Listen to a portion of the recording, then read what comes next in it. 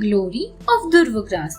The ox, the donkey, and the beggar woman wandered around many places and finally came to a temple built in the name of Lord Ganesha.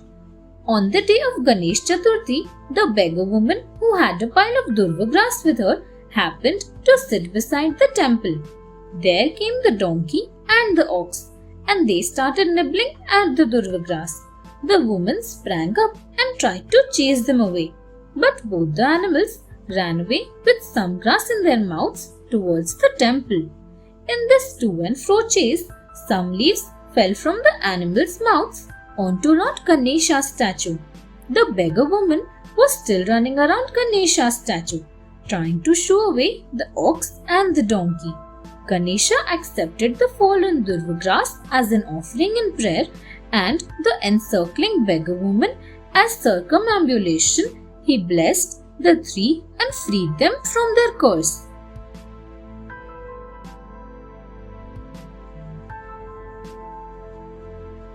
King Janak and Lord Ganesha.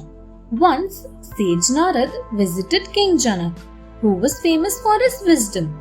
Looking at his prosperity, Narad told Janak, "It seems like Lord Ganesha has blessed you with a flourishing and peaceful life."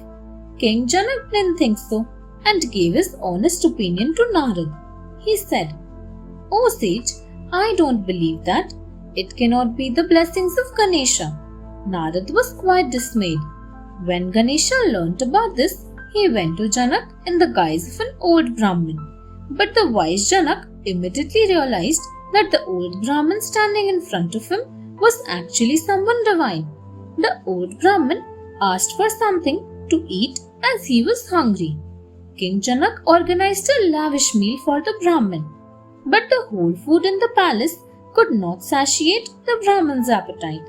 He went on eating everything that came his way and still asked for more. "You promised to feed me. I am still very hungry.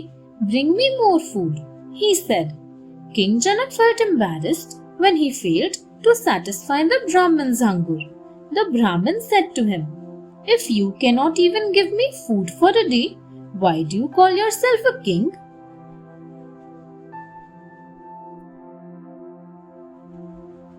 Durvagras and Lord Ganesha.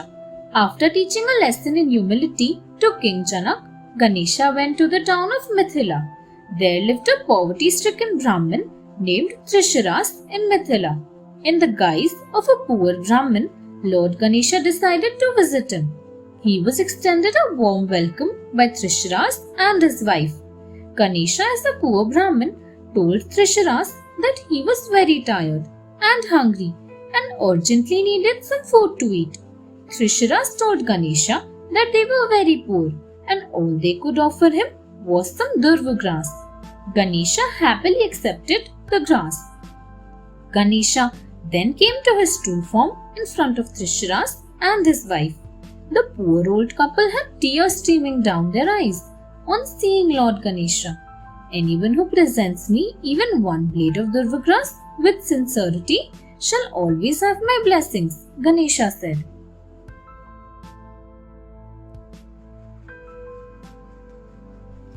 Demon Durasad. Long ago, there lived a demon called Durasad. He ruled over a country called Mukund. He was a great devotee of Lord Shiva. To attain immortality, he prayed devotedly to Shiva. Shiva was appeased and granted him a boon. He told Durasad, "I am indeed impressed by your worship and dedication. May you have supreme powers. May you rule over the entire universe and never be killed by anyone except my son Ganesha." On gaining these extraordinary powers, Durasad became haughty. He began to misuse his powers. He started ruining and destroying heaven and earth. He killed innumerable innocent people. He destroyed several pious and religious places. The gods too looked on helplessly. The entire world trembled with fear.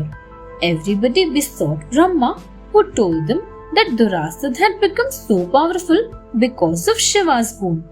Ganesha was the only one who could save them from Durasad's wrath. Thanks for watching.